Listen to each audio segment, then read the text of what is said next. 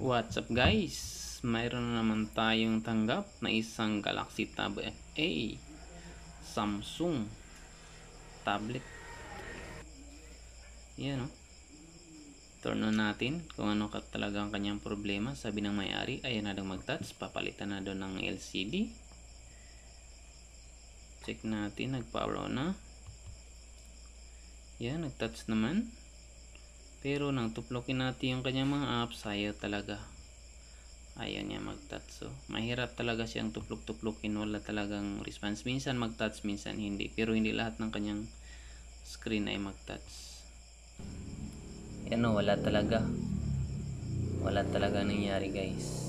Minsan mag-touch, minsan hindi talaga mag-touch. Yan, so turn off natin. Buksan natin tong kanyang SIM tray para mabuksan din natin yung kanyang likod.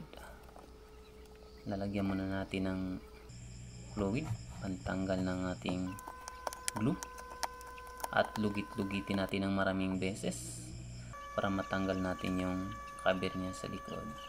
Gamitan din natin ng hot air kasi hindi umuobra yung ating ginagawang pantanggal ng ito, yung pinakamabisa kapag hindi kaya ng fluid. Hot airin natin. At ito guys, linigwat-ligwat na natin. Medyo matagal ligwatin tong ganitong unit. Basta mga tablet guys, mahirap talaga yan ligwatin. Makunat po ang pagligwat ng ganitong unit. Mahirap tanggalin yung kanyang LCD.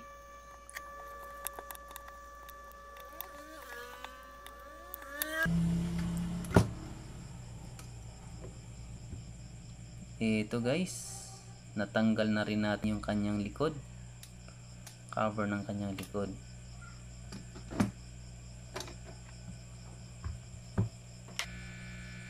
Dahil natanggal natin, unahin natin syempre yung kanyang battery. Tatanggalin natin, disconnect natin yung kanyang battery para safety na po yung ating gagawin sa mga next move natin. Tsaka pa natin tatanggalin yung kanyang mga flex.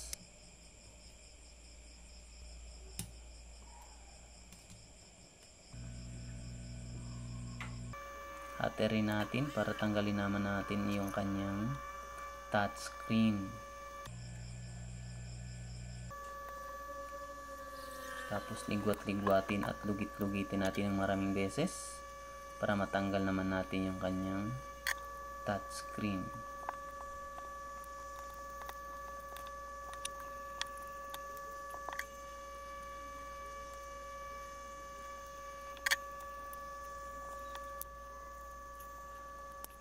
Dahan-dahanin lang natin pagtanggal itong kanyang touchscreen kasi nagkabasag-basag na, para kung sakaling hindi gumana yung ating bagong biling touchscreen ay may babalik pa naman natin yung kanyang dating touchscreen.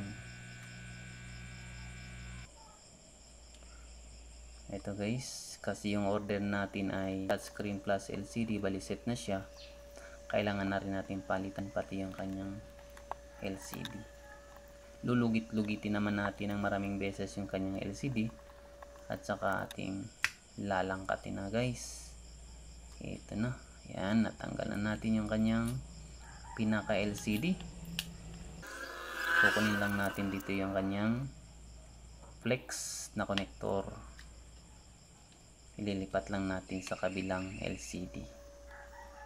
Ito guys, isasalpak na natin sa bagong LCD nating bili yung kanyang flex. Siyempre ilagay-lagay din natin yung kanyang mga pandikit. Ito ipit natin guys, at saka i-check muna natin bago natin i-finalize kung gagana ba itong ating bagong bili na LCD.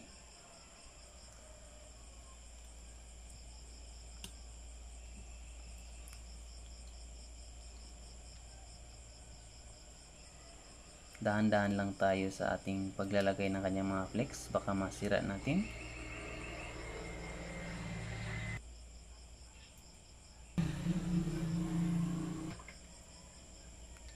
Ito guys, tinurn on natin at nag-turn on naman. Sana gumana ito ang ating ginawa.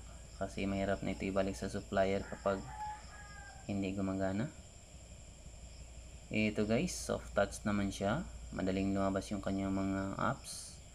Isang tuplok lang sa ating call, lumabas agad yung ating dialer. Ito guys, tuplok-tuplok na tayo ng mga raming number para malaman natin kung hindi ba talaga gumagana. Dahil gumagana siya guys, ibig sabihin okay na okay yung LCD nating nabili.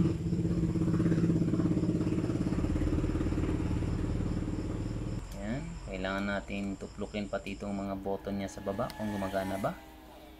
At ito na guys, ating ilagay itong kanyang button. Ibalik naman natin yung kanyang battery at ilalagay na natin siya sa kanyang cover sa likod para i-finalize na natin guys.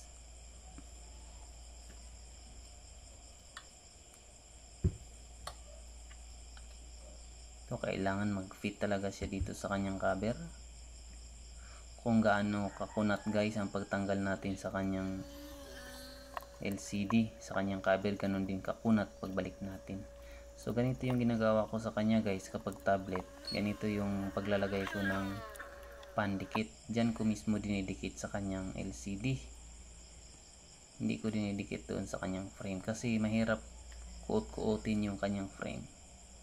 At ito na guys, tinurn on natin. Okay naman siya, nag-turn on. So ibig sabihin okay na yung ating LCD na bili. Dahil nag-turn on na siya guys, ibig sabihin magkakapera naman tayo nito. Yan o, lagay na natin ng maayos yung LCD, tapos chinek na naman natin uli kung wala bang pumapalit sa ating ginawa. Lalagyan natin ngayon ng guma para sa final na po ito. Yan, so ganito lang po yung gagawin. Sundin nyo lang ang ating ginagawa kapag kayo ay mayroong tablet. Yan, thanks for watching po. Subaybayan nyo po ang ating mga video. Mag-like, mag-share at mag-comment na rin sa ating video.